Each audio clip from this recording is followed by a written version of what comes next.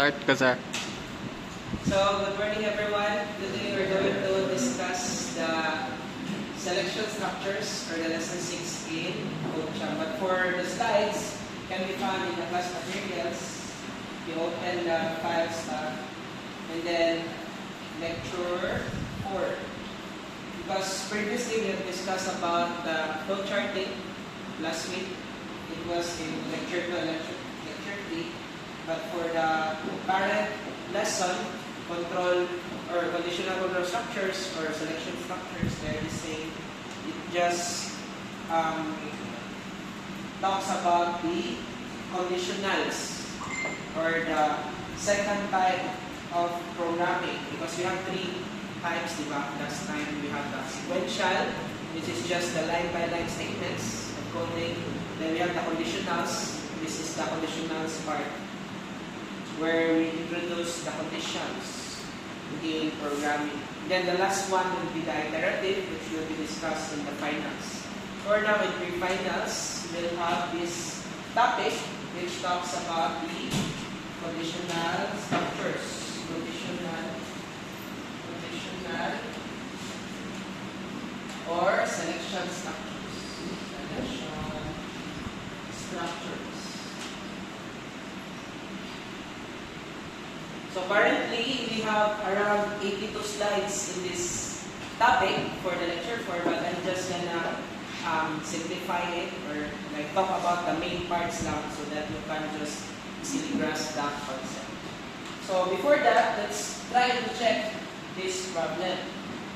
So previously, we have answered flow charting activities for the SIP work in the last meeting. Just simple flow chart. Like if you must still remember the shapes for flow charting, we have the terminal symbol, right? The oval. Then we have the next one, input-output symbol, which you can use for scanf and printf, or inputting values or displaying values, parallelogram. And then next, we have the flow charts used to represent the solution. Then we have this terminal symbol. Terminal. Then next, we will input output. Input output. And then we have the, what's the next part?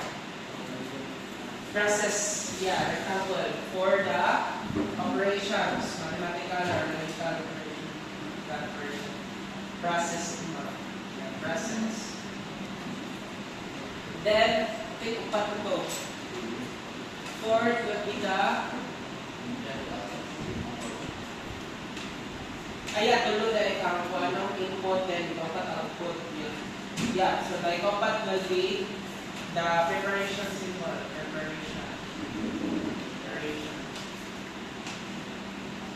The piata symbol, yes. So around this is the most commonly used symbols for flow charting. Preparation talks about the constants, important constants, visualization of values. Then we have the extra, another symbol that we can introduce now that we're in lesson 6, or the conditional structures, which is the decision symbol. Decision or the diamond, if you can remember the diamond symbol. So what's the purpose of this diamond symbol? So if you remember, when we use these symbols, we can only go through one path. Like usara ako, padungo siya sa next shape, third shape, fourth step, or each step, usara yung path. But when we use decision symbol, we can now move to 2 different paths around this path. Because inside the symbol will be a condition. So you will check if a certain condition will be satisfied or met. So that will go to this path.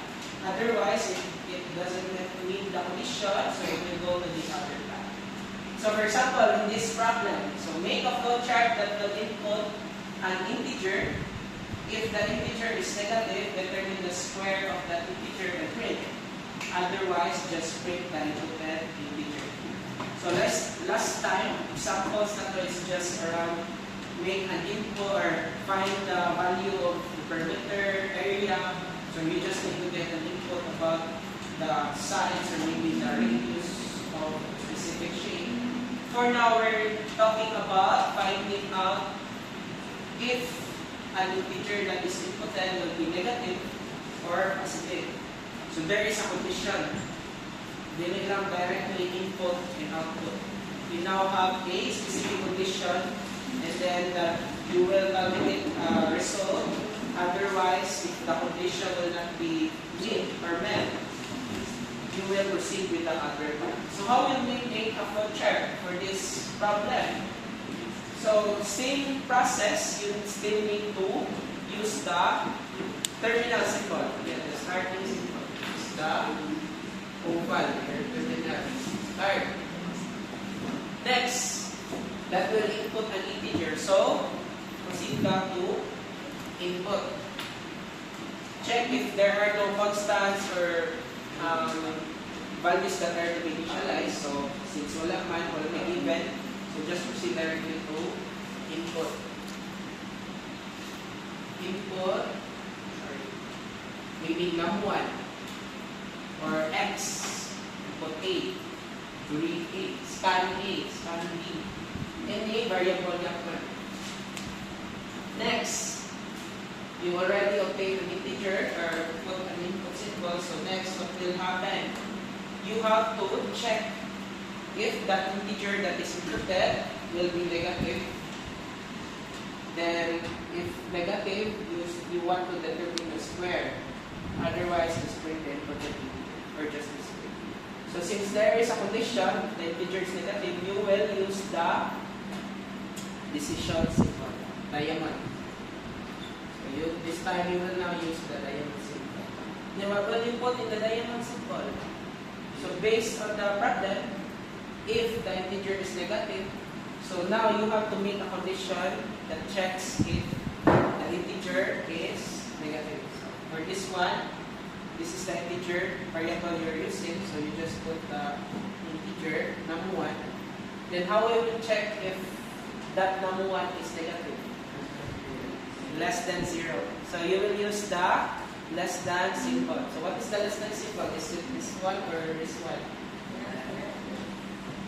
Left. Left. Yeah. So the less than symbol is this one, and then you put 0. So that will be your condition. So this is less than and greater. Okay. So now you have this condition. So this condition will result to true or false. So you will have two results. So you can put it here for the true, then you can put it here for the false. Or you can interchange. You can put the false path on the bottom or the true path on the right side. So it depends on you. As long as there are two paths that will result from this symbol. Always na siya because whenever you check the condition, you will have a check if ni-satisfy siya sa condition or wala.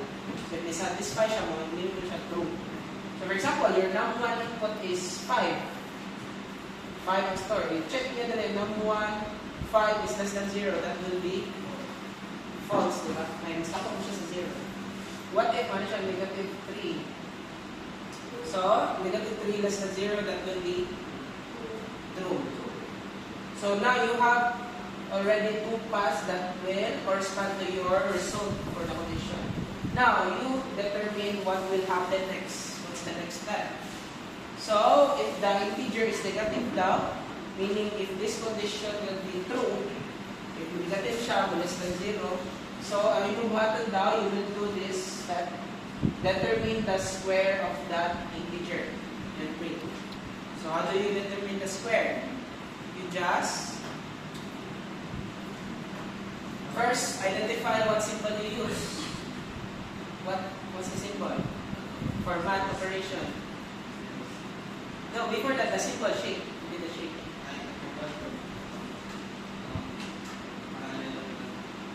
No, parallel is input-output. We're talking about the square. Process, yes. In math operations, logical operation, you use the process symbol or the rectangle. Now you determine what will you do inside that rectangle shape. What math operation? So, determine the square of the teacher. How do we determine the square? Just like our secret last time, atong finding the area of a circle, pi r squared, di ba? So that's squared.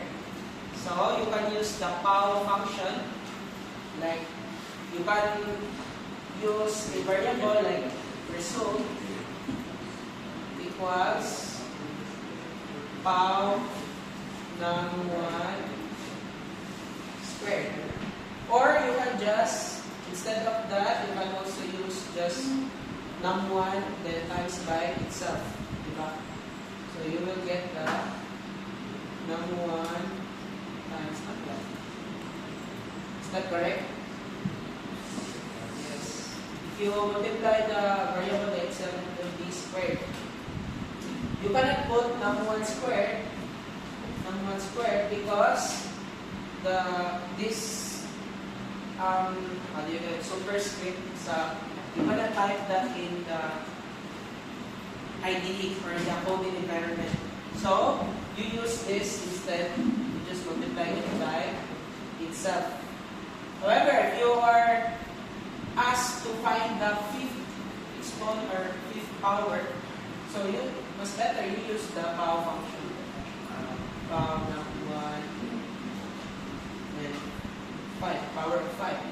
So POW, you use the POW function, then when you code, you just include math.h.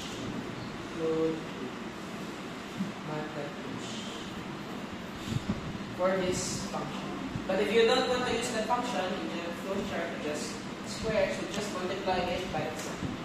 So this will be your process. Then after that, after getting the square, you just print. So what will be the symbol for the print?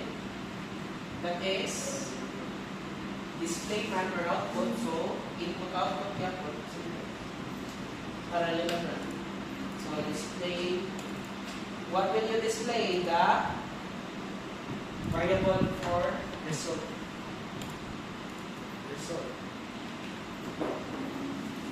Then you will proceed with the other step. So once you're done with the true path, this is the true path, the one that will satisfy the condition. So if negative daw, for example, negative 3, less than 0, ano siya mo agi? Okay, less than 0, that's true man. Less than 0 man negative 2. So it will just get the square of that integer and then print. Otherwise daw, meaning sa other side of the condition, if it's false, for example, 5, your input will be 5. So you will check. Num1 is 5. So 5 less than 0. What's the result? That will be false. Because 5 is greater than 0. So ano siya sa false na path? If 5 input. So what will be the step if you proceed with the false path or the other side? Otherwise, just print it. So you just print the integer. You use the what shape? Parallel.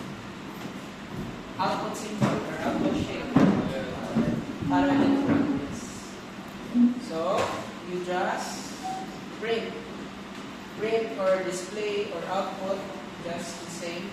Print the inputted integer. So what's the variable for the inputted integer? That will be num1. Mamay mo input. So just print num1. Then after that, there's no other step na, so you proceed with n. So you can make a hindi ka mabutang din of n. And then you just connect this one. And then you just connect this other path. So, nakakaido ka pa doon sa n. If you have decision simple.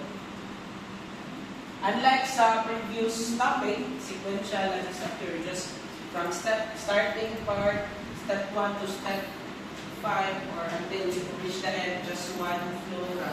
When you use the decision symbol, or when you have these conditional or selection structures, you will now have a condition, and then the path will not diverge into true or false because you have two conditions.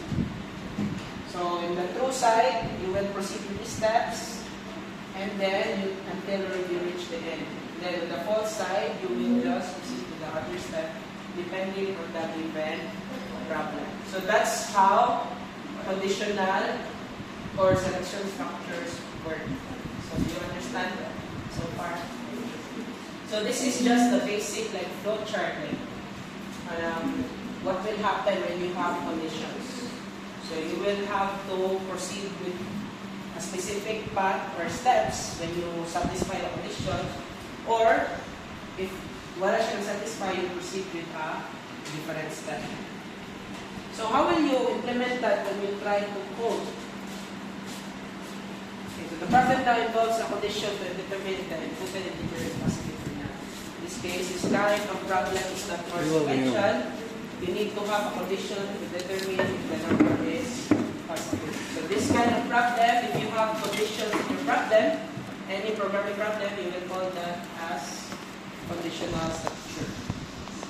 For now, dapat tatapay ka kasi another type of structure. So for the conditional control structure or conditional structure, selection structure, it is organized in such a way that there is always a condition that has to be evaluated first.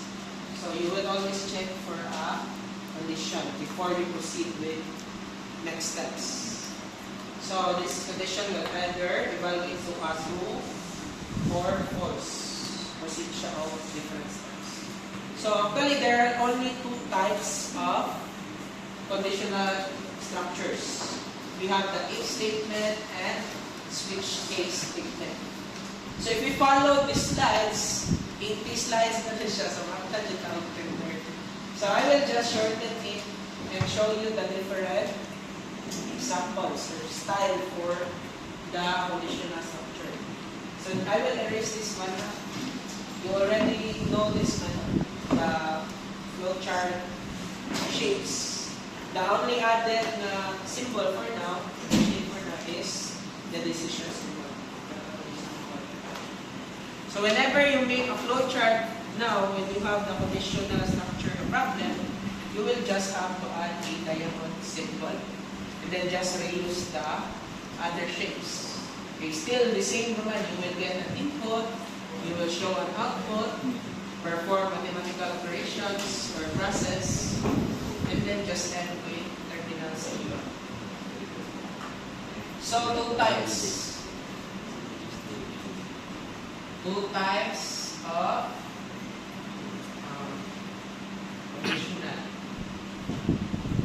conditional structures. You have one, you have a if statement.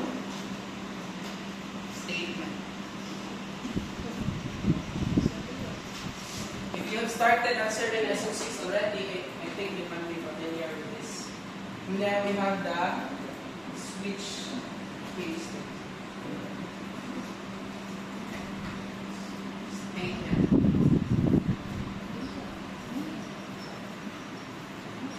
So there are only two types, but these two types, for example, the first one is statement, they have around 4 different kinds of if statement. And switch case, usara din siya.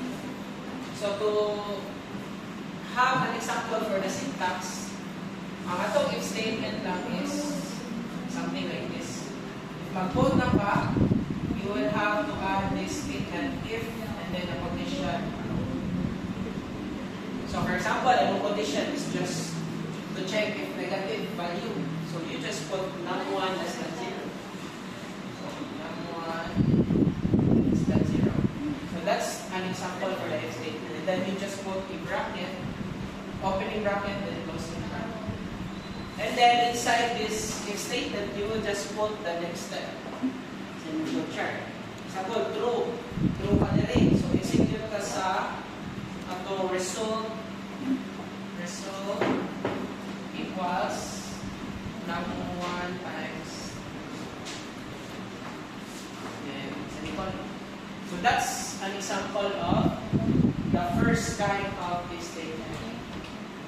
So you will have an if statement, this one, and then the body. Body will be put inside this curly braces. Ako lang sa ikamisa to show you the other examples. So condition, if condition, and then inside this curly braces is the body. Body or the lines of code that you want to execute whenever that condition will be. So this is the first example of if statement. The second type of if statement is if-else statement. So you just put an if yapon and then a condition and then another nakakay body and then you get the else here and then a body. So maghatag lang po example na later. For now, this is the structure. Nakay condition, then body, and then another part is the body. So unsa may example natin? Ang example natin is just this one. You refer to this example when you have a condition, then mag-true siya, so execute ka sa inyong body or sa inyong katong true ka pa. And then, if false di siya condition, sa if statement, you just proceed to the else part where you execute the other steps. So, if partial is satisfied sa condition, if false siya, ato siya sa else. So, meaning this print not one part na step, ato na siya itutang sa body sa else statement. So, we will show an example for that later. For now, maybe dili kayo siya dali na-gets. Siya sa upat o pag-program natin. But when you answer the lesson 6, you can directly get the concept. For now, this is the syntax. Or the if statement. Nakay 1, 2, 3. Then, if, else, if, then condition, and then body or body, then else if. So, ano may purpose ng else if? You can add another condition. This one. Another condition. And then, ano po ka another body? And then, last, you can add another body. The last one. So, meaning your if statement cannot be limited with just if else. Pwede kong kabukaan another condition. For example, you have a first condition. And then, may false ang kanat na condition. So, you proceed with the next condition. So, you can add multiple conditions. For example, if else, if latter. Lahat siya example kung sa lesson. Like lesson 6 topic. 6 here. So, you're just adding another condition. And then if you want to add another condition, begin as a function by else if then another condition. Until you reach the end.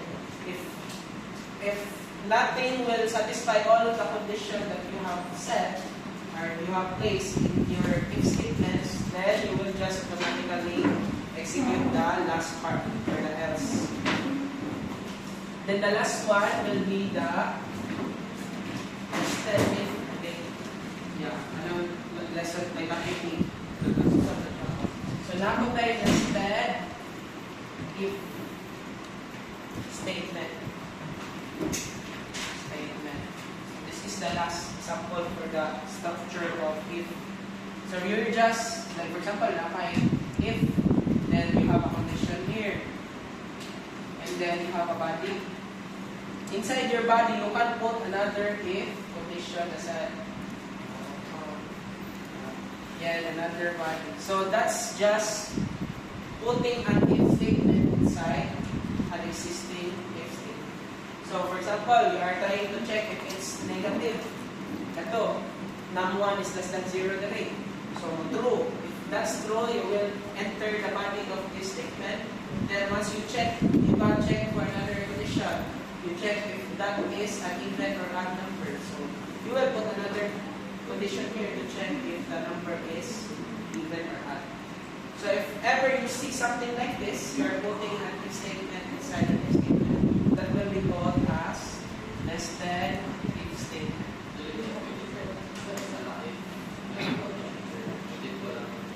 Really. So another code, there are other ways to have multiple conditions. You can add another condition here. Like you just use the ampersand symbol and another condition. So I will show an example lang later.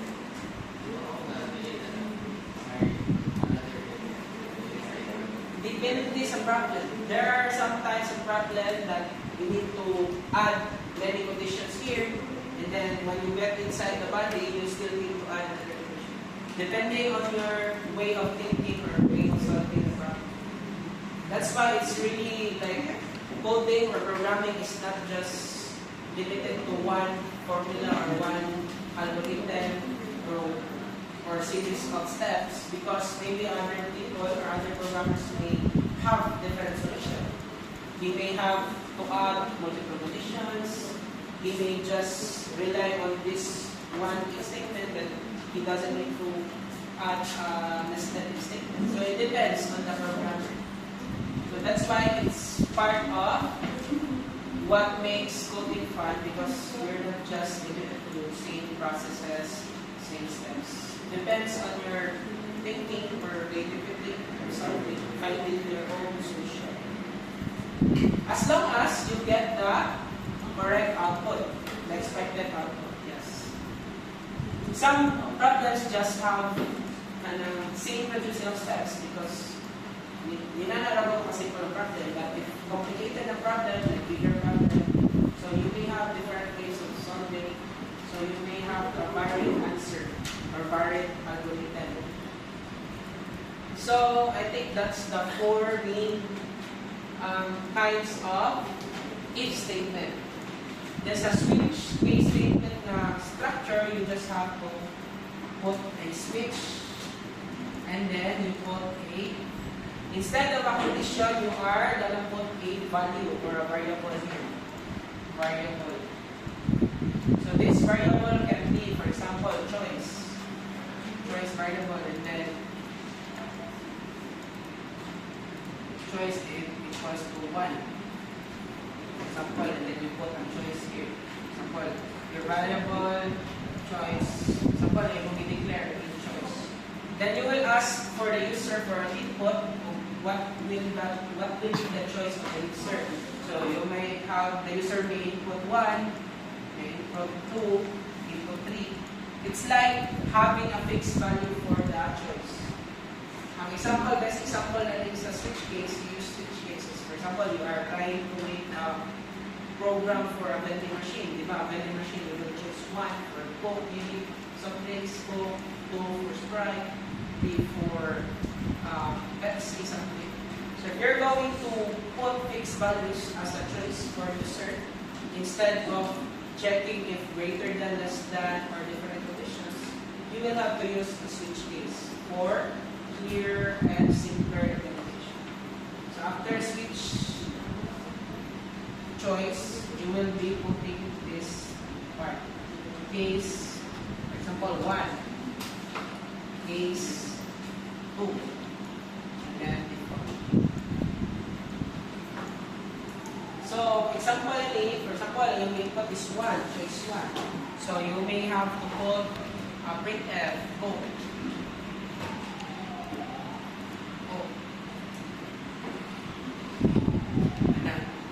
Then break. And then, another one is printf, Sprite. Simple and break. Then break. So this is the structure of switch case. And then last, if wala yung need, for example, yung input may 10, i-input siya, i-input sa user is 10. So then wala pa siya sa cases. So, mura na siya kanang if, else, yan. Else, if, yan, else. For example, duha condition 1 and 2. Case 1, case 2. Now, na ang cases sa switch case, mura na siya na conditions. The part that where the code will execute the isang statements. For example, ang condition 1 is case 1 lang. Gusto siya po yung i-press sa vending machine. So, mag-print siya po. If 2 yung i-state, so mato siya sa case 2, which is prime. Otherwise, if 10 yung i-input, kani 10. So, wala man si case 10 din lang. So, you will proceed to the default. Mura dali, if wala nang meet ang condition 1 or condition 2, ato siya proceed sa else. Last part. So, sa may nasa last part niya, you can put zero na grade. Ito nga, delay, right? And then, so the purpose of break is just to mura na siya o stopping part for the case. Because if dili nyo mo butang ang break, if you will not put a break statement in your switch cases, it will proceed to the case. For example, I will erase this break. If I select, if I am the user, and then I will input 1, case 1. So it will execute this part, print and code. So it will print code. But then, since there is no break, it will proceed to the next case. So it will also print sprite. So output of that will be go and then sprite. But if I put a break statement, it will just output go. Yes. So you must always, and not always, because there are some times that you will have to take advantage of not putting a break. So we will have an example of that later. For now, these are the different conditional structures. We have the if statement and the switch case statement. But the if statement is divided into different examples.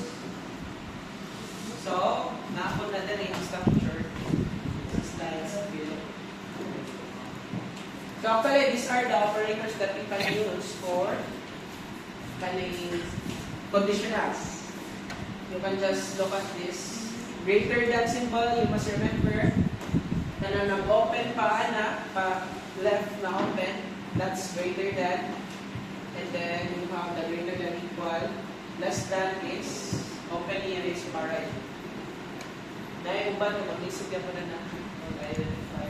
Just remember if na, that's greater than equal, that means as long as your number is, for example, greater than equal to 5. So what's the result?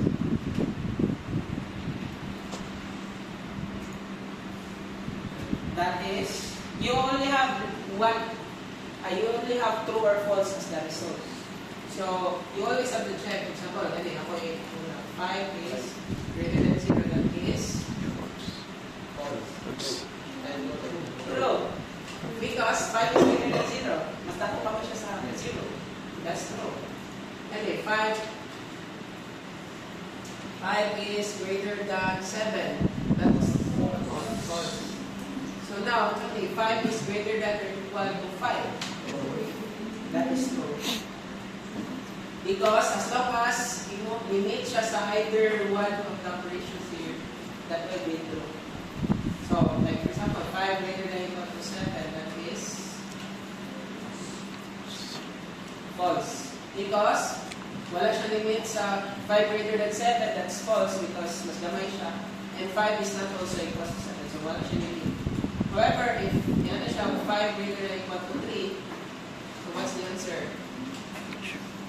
That is true because limit mo siya sa either one of these logical operator. We have 5, dako pa siya sa 3, so true. Even if dili siya equal sa 3, satisfy mo siya sa isang operator, so true siya. And then same way, the less than equal, and then the equal, So if you're going to ask if a number is equal to a number, like 6 equals to 6, dili na ka magbutang aning usa ka equal, you have to put two equal signs. Because there is a meaning for this symbol. Ito may meaning ani. That's an assignment operator. So meaning, katong x equals 5, katong mag-put ka. Meaning ang isa ra ka equal sign for C programming is just to assign the value of this number to the variable value sign. But if you are going to ask, or if you are going to put it in a conditional if statement or switch case, kaya if statement again, you have to put equal. So 6 equals to 6. Or x equals to 6. So that's the different conditions. How about this one, not equal? Ano may purpose na? Kanino? True man di ba? True. However, if 5 is not equals to 6, what's the result? That is true. Kaya hindi mo sila equal. However, if 6 not equal to 6, ito may result. False. Because they are equal. Kaya wala sila nilingkan ng condition. So that's how you use conditions or operators. You just put it inside the statement. X is less than 5, or x is less than or equal to 5. So you can make use of these operators. Going back. So these are the different structures for decision making or conditional structures. You have an if statement, siguro ka mag-check sa condition, then execute the body if that condition will be true. And then if else, you just add a condition, then there is an else statement for the false part. And then sa if else if, you can add another condition, multiple condition, condition 1, condition 2. Then last part is else.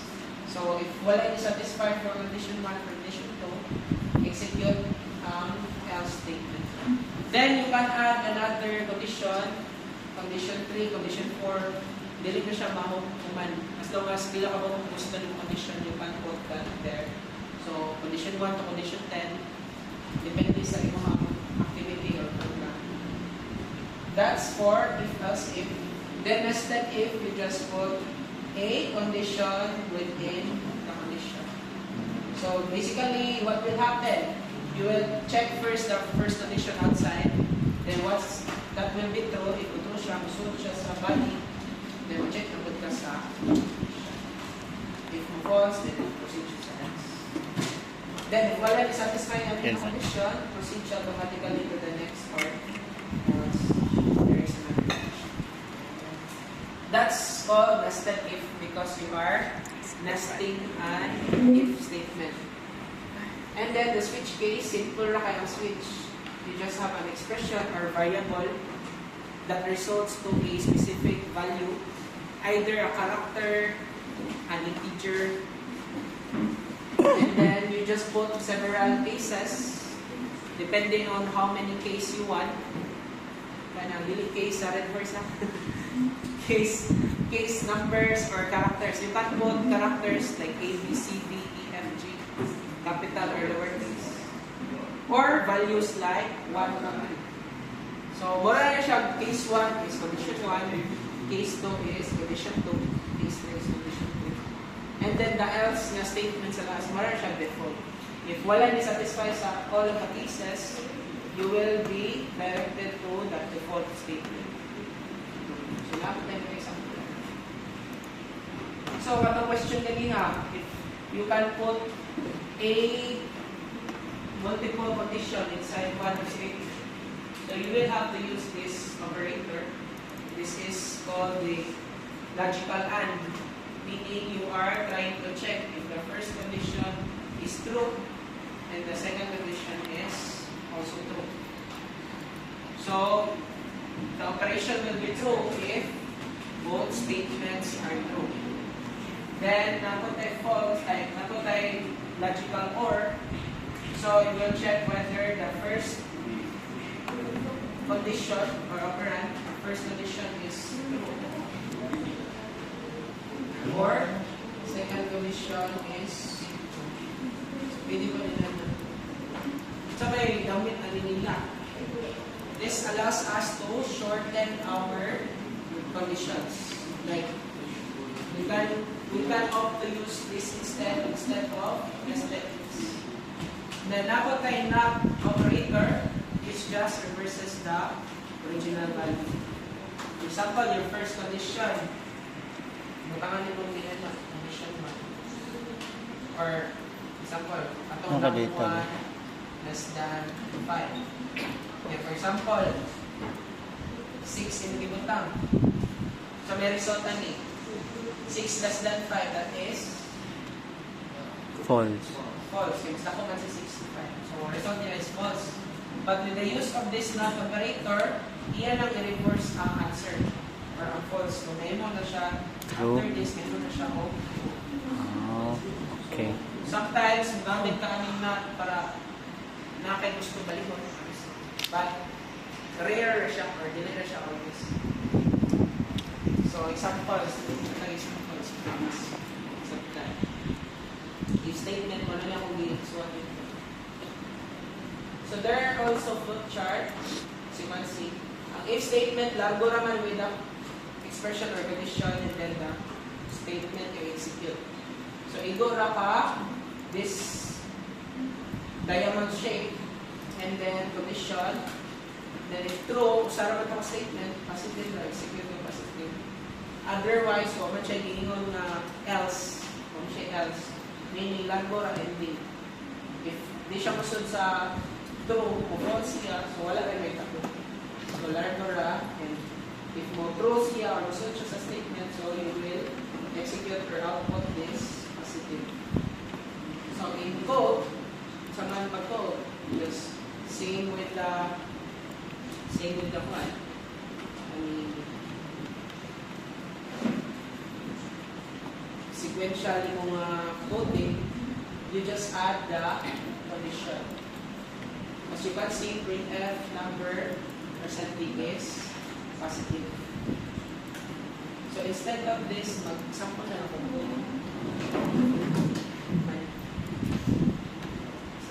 Literal. So, una-una tag problem what do you want sa problem? Actually, anyway. So, Okay, sa daw schedule sa list. always gapon, book in, Like include, STDL, 10:30.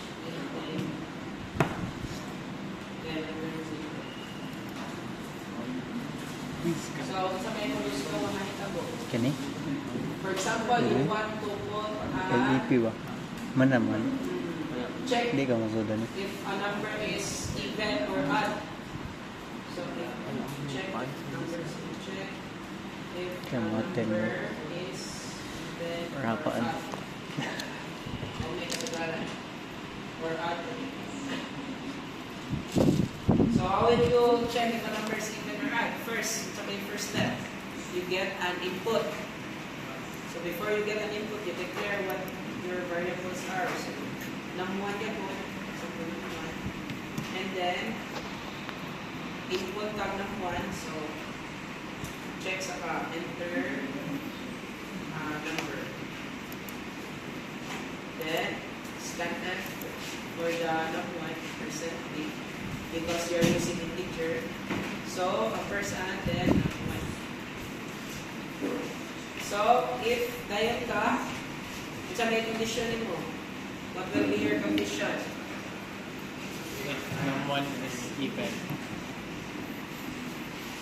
So, check if a number is even or odd. So, in C programming, there is no command or instruction to check it. Even or not. You cannot do that. So, you're going to use a map, something like a math operation to determine if even or odd si number. So how will you determine if a number is even or odd? For example, number 7. May bawa ka nga add man si 7 no? You already know 0, 2, 4, 6, 8 is even. any number that ends with those numbers, 0 to 4, 6 is even. And then, any number that ends with 1, 3, 5, 7, 9 is odd. But, kung sa may common nilang ako, anong conception, for example, 0, 2, 4, 6, 8. Ma-divide by 2. Yes, divisible by 2. Okay, if you divide mo 2, Ayun, always executed mo ba? kanang remainder is 0. Perfectly divisible by 2 ba?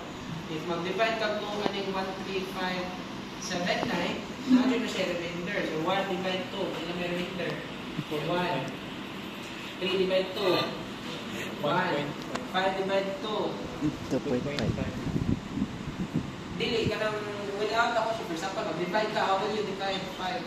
Ay, may remainder. So that will be 2 and then so remainder man niya. Dili na ka mabot ng 2.5 something because you're going to find the remainder. So na naman siya yung remainder ng 1. 7 divide 2. 3 times 2, 6. Naging pa remainder 1. So always na siya remainder now. So the main kanang determining to determine if the value is even or odd, so you need to check if it's divisible by 2. So if it's divisible by 2, there are no remainders that will be even. And then if the remainder ng 1, that will be odd. So maggamit ka o how to get the remainder man based on your what you learned sa previous topics. Remainder, to get the remainder, you are using the modulo operator. Ano yun? So, if maggamit ka itong num1 na variable, num1 percent 2, so meaning you are getting the remainder of this variable divided by 2 na siya. And then, you check if it's equals to 0. Na naman, for example, 5 modulo 2. Di ba, yung buhaton is, when you use modulo operator, or the percent na symbol, then you put it beside the two numbers, you are trying to divide it by the second number. So 5 divide 2. You get 2, the remainder 1.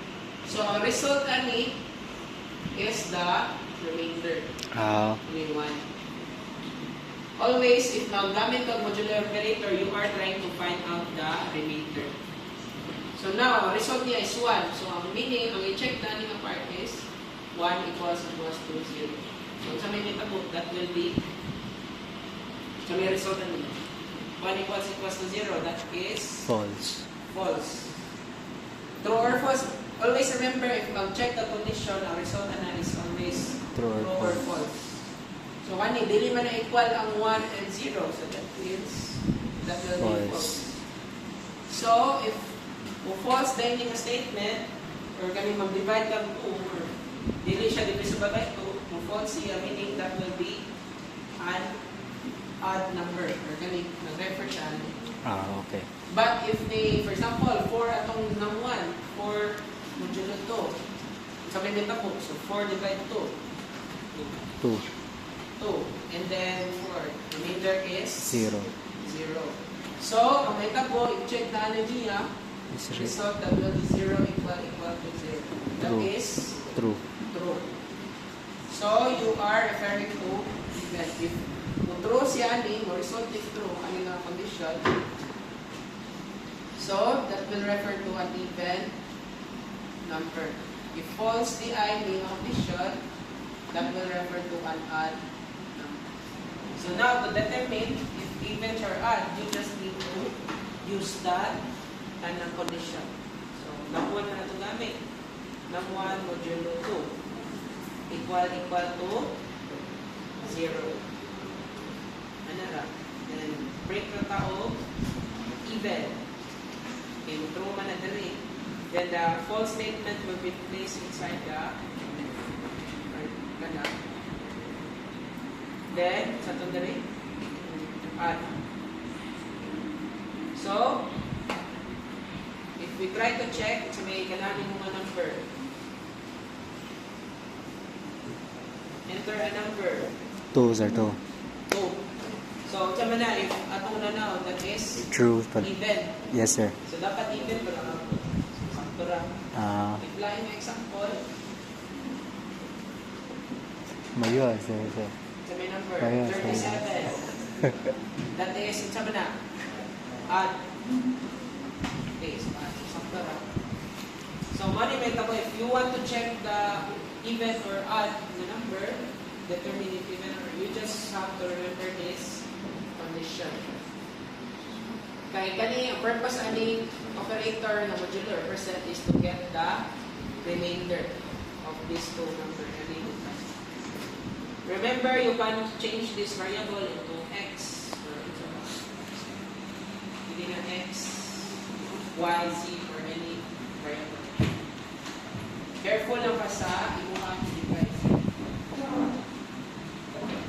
Kana, buhaton namin na modular operator, it will divide it by 2, or if ganun ka 3, 4, or 5, hindi na po.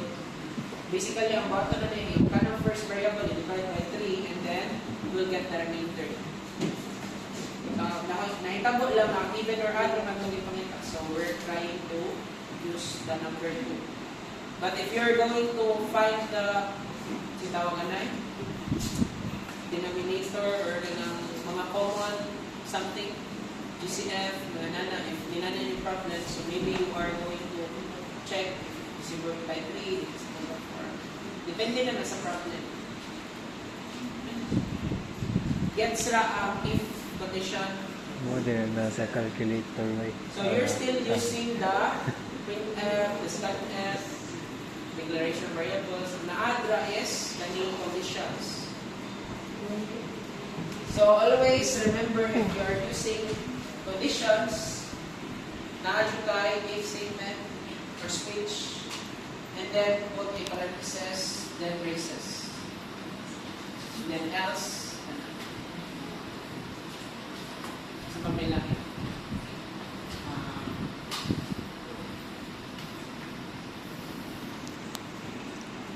Switch case. Sample lang ko switch case sa akin. I think even if I discuss all of this with an example, it's better just na ako mag-answer with the topics. So switch case na lang ako example Learn next. from the topic is such a recommend. Okay. Dali naman yung one. Ayun, pwede So if namin time po, you can, if maglikod pa ko, you can check the other examples here na daghan examples na lima.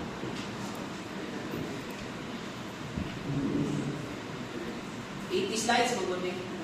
Kung siyang pag-time, basahin yung time to answer the given activities. Also use or make a calculator na with the use of conditions.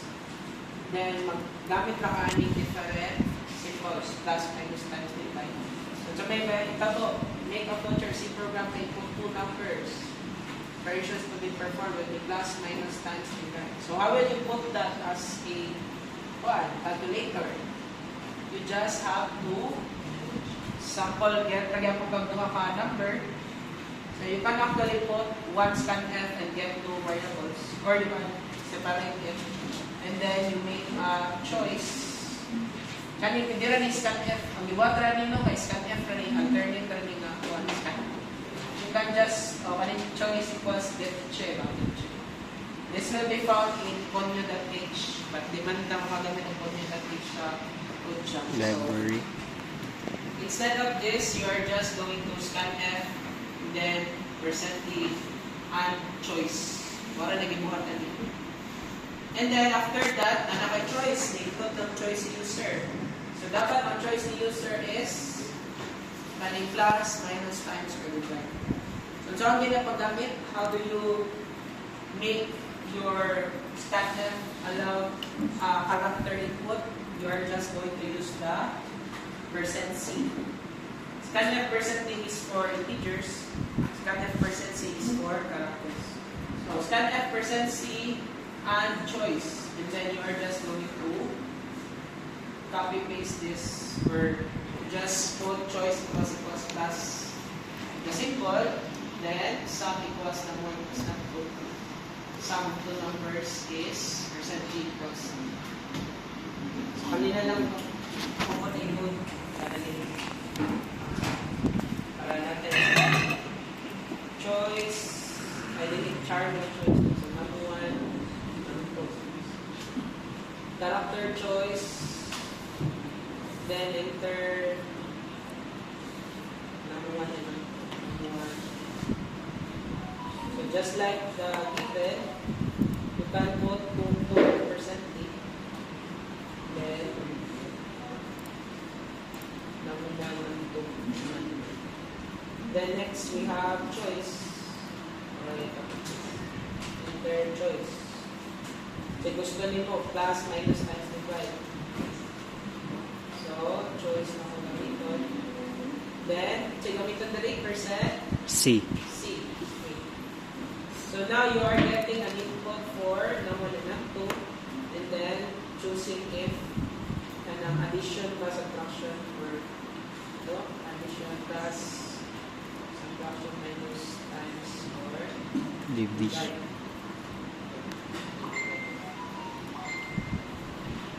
Then you can put multiple condition, checking on choice equals to, then character plus. Always remember, if you are going to check a condition for a character, you must put it inside this single quotation. Put naman there plus. Okay, if wala, like plus ulit, so error ka na siya. Okay ra if values 12, 5,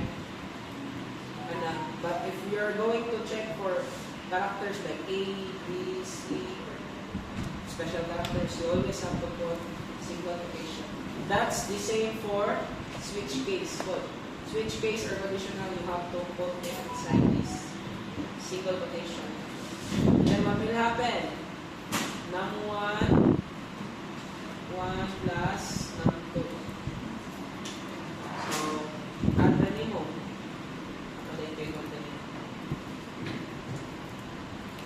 Dirasa din may matrix.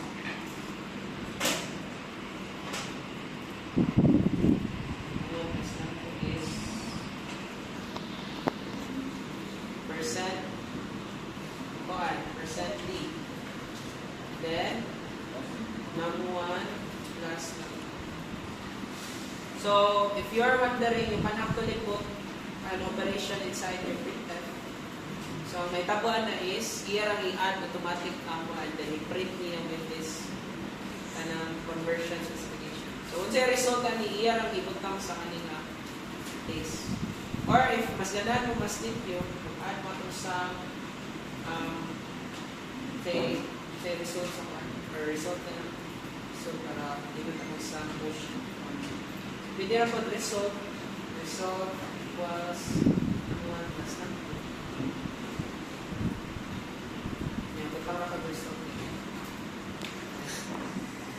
So that's for addition. Ganun ka mag-add na sa Quran. So, subtraction. So, mag-add na subtraction. Then, minus.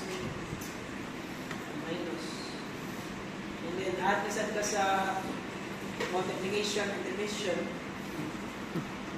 And division will be the last part. So, pwede na mag-add division. Division is this symbol. Yeah. So, divide. Ay, times pa rin, no? Times. There is times ng 2. Then, last part is division. This one. So, as you can see, kung bagang yan, itong ibuhat is, you enter first the two numbers that you want to calculate to add, minus, times, or divide. Then, you scan the choice of the user based on the character na yung input, either this symbol, plus symbol, minus symbol, times, divide. Then, based on the choices, it will check once the input na si user o maybe times. So, it will check the first condition. Choice times equals plus symbol. Is that true or false? So, lahing man, false man siya, hindi man parehas ang times o plus symbol. So, proceed siya sa next, skip siya sa current kanina statement, proceed siya sa next condition, sa else if. Second condition, check siya if times equals to minus symbol. So false gyapon. Proceed din siya sa next. Dapat niya dire times equals the times symbol, asterisk, so that will be true. So it will execute this statement, and then skip na siya sa last part. So if I try to check, so error din. Wala na. So sa may button, if dungan mo input, so like one try mo ang number nila to, you just put directly the number and then put a space. Then wala. So maay sa'yo. Dito siya mo print sa result o pa kung type sa choice. So usually, if na mga problem sa code siya, you just put a space here. Then ay sometimes when you enter the value, it will capture the enter na key, then we put down na niya sa choice. Then we try na to check values. So 5 of 9. So ma-input na ta ang character. So don't forget, if hindi na to yung problem, so you just put a space before the %C. And then, choose na ka correct na symbol, times, atong example, times. So dapat mo times ng siya. So 5 times 9, that will be 45. 45. So correct na. Then what if you want to divide? For example, same example, process. 10 divided by 5. Put that divided symbol. So the answer will be 2. So if you want to use the shortcut code, like dito rin mag-print without using the one, and yung result, man you spot it directly inside the printer. Nawag kas na ito, paningin ng 1 minutes na.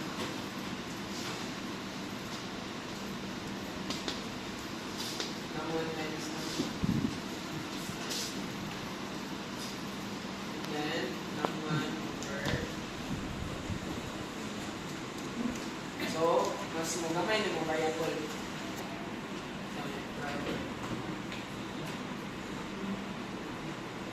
Num 1 and num 2, saman to, 5 and 9. What if plus? So, that will be 14. So, mo gana ragapon yung mga ko, even if wala na kayo gamit number. But weird na siya sa flowchart. Okay? Hindi ra mag-output din sa lahat, di ba? So, if output, di ba, if print, ganyan naman yung symbol. So, if now, di ba, operation, ibutang na lang na sa process. Nakag-plus times or divide. Ibutang na siya process. Gets ra? Yes, sir. So, that will be for the if-else statements. So, now we proceed with the switch case para last na. Manata. Switch case. So for example, same problem. You want to make a calculator using switch case statement. So, kung mo na postpone kay kanina yung code. Tama na natin. Same na magagawa yung process for getting the input, declaring the variable. Yeah, the variables. So we're going to use switch case.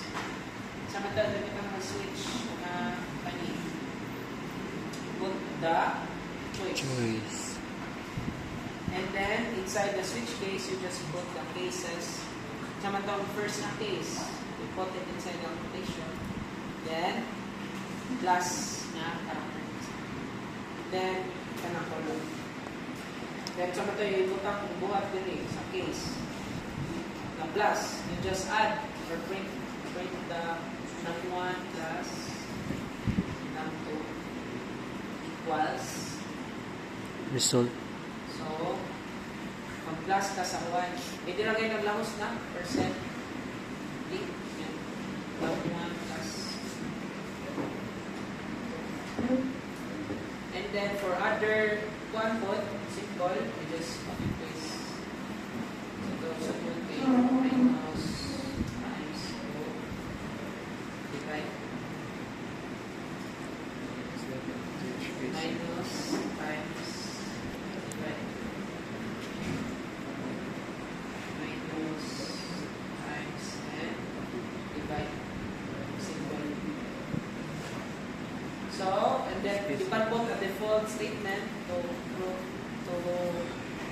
capture the errors. Like for example, wala sa given operators ito ikuan. So symbol is invalid.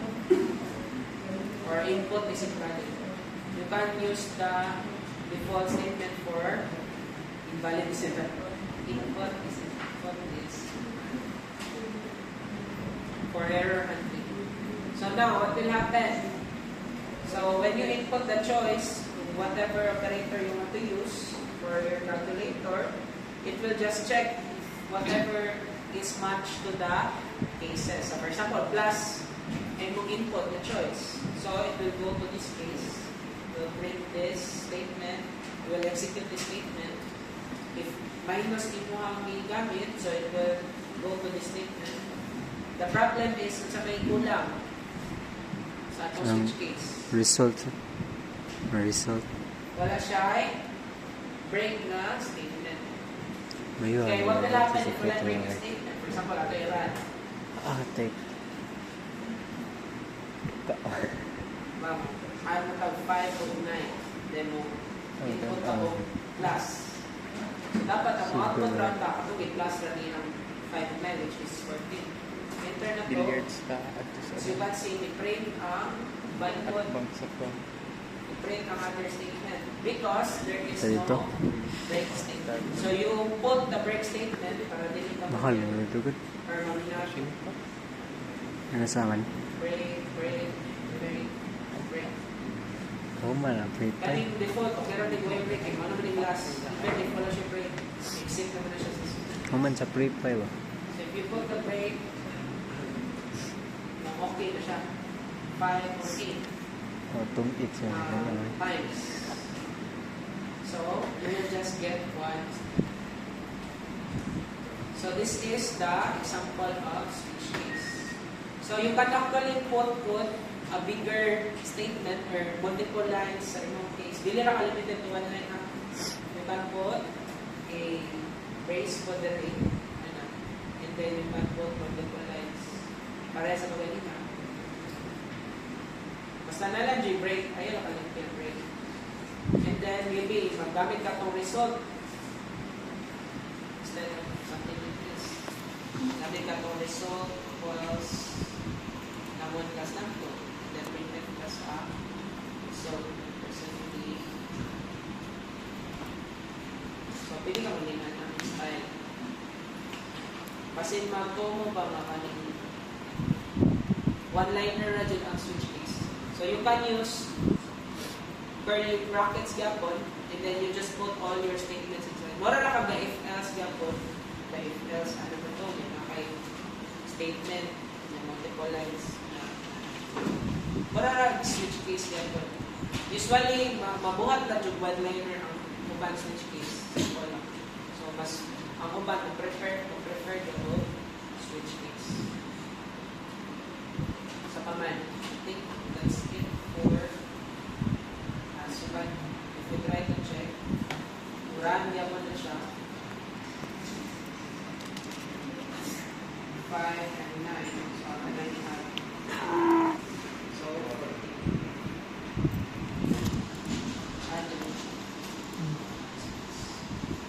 so any questions for if else switch case? Kuhaan po ka ng how do you determine if magamit ka o if else or switch? So, usually, sa inyo lang masay, kung sa lang masay yung gamiton, so you can use any, but if buot lang dyan ka, kung sa'yo mas better gamiton, if you are going to use conditions like checking greater than, less than, a range of values, so you are going to use if else. Kaya ang kaning switch case, you are just checking for a fixed value naman, percent. Like character, na naka-plus, minus, divide ng special characters. If case integers na 1, 2, 3, 4, 5, 6 na choices, set ragyapon. Dili siya ikon na greater than 5. Diba? Greater than 5 na values are from 5 to 9999. Ay, 6 to 9999. Dili siya range ba of values.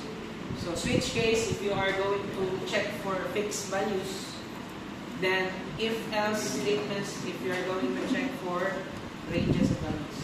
But you can do anything with if-else man.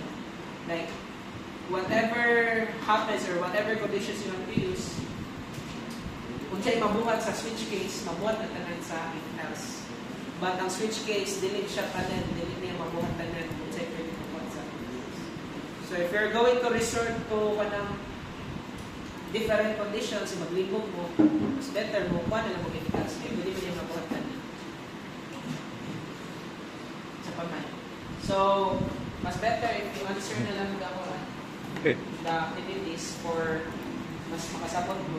So, daga na siya, I think, 5 items. Then next week, we'll have the quiz, conditionals. So, try to answer at least until 200 nested. Pero, unsa man na, makakuan ba mo? If wala pa mo katiwas sa 1